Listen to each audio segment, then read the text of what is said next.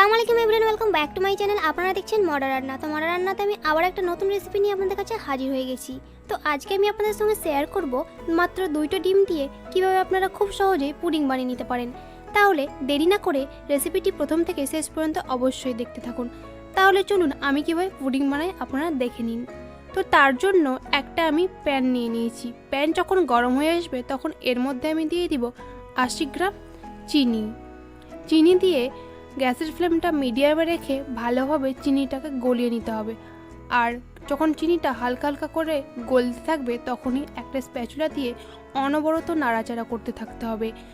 এই প্রসেসটা খুব বেশি সময় লাগে না, মাত্র 5 থেকে 7 মিনিটের মধ্যেই খুব ভালোভাবে ক্যারামেল তৈরি হয়ে যায়।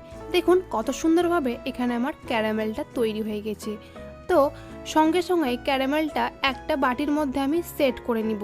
তো তার জন্য এখানে আমি একটা বাটি নিয়ে নিয়েছি গোল। তো এই বাটির মধ্যে আমি সঙ্গে সঙ্গে ক্যারামেলটা দিয়ে দিব। ক্যারামেলটা সঙ্গে সঙ্গে দেওয়ার একটাই কারণ যে দেরি হয়ে গেলে, ঠান্ডা হয়ে গেলে একটু জমে যায়, তার কারণে দেওয়া হয়ে গেলে এবার হালকাভাবে হাত দিয়ে একটু ভালোভাবে অ্যাডজাস্ট করে নিতে হবে জিনিসটাকে, যাতে ভালোভাবে সেট হয়ে যায়। আপনারা লক্ষ্য করবেন যে ক্যারামেলটা 5 থেকে 6 মিনিটের মধ্যেই ভালোভাবে সেট হয়ে যাবে। তো এটাকে আমি ভালোভাবে সাইডে রেখে দিব। সাইডে রেখে দিয়ে অপরদিকে আমি একটা বাটি নিয়ে নিব। এবার এই বাটির মধ্যে আমি দিয়ে দিব 2টো ডিমটাকে ফাটিয়ে আমি এর মধ্যে দিয়ে দিব।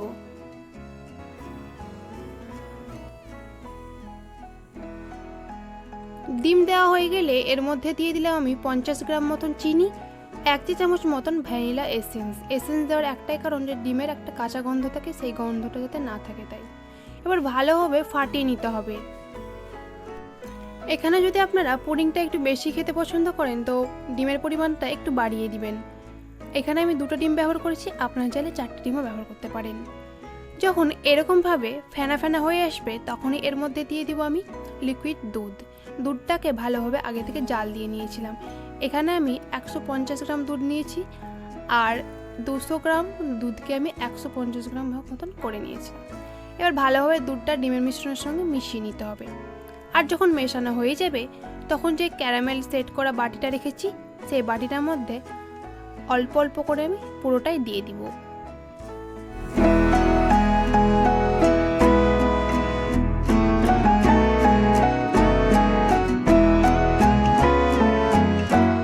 এবার এটাকে হালকাভাবে হাত দিয়ে সেট করে নিব। আর অপরদিকে কড়াইয়ে জল গরম করে নিয়ে একটা সুতির কাপড় রেখে এটাকে রেখে দিব। আর প্রথমে আমি একটা ঢাকনা দিব আর আরেকটা ঢাকনা দিয়ে এটাকে 25 মিনিট মতন আমি স্টিম হওয়ার জন্য রেখে দিব। 25 মিনিট পর ঢাকনাটা তুলে নিব। সেকেন্ড ঢাকনাটাও আমি এখানে তুলে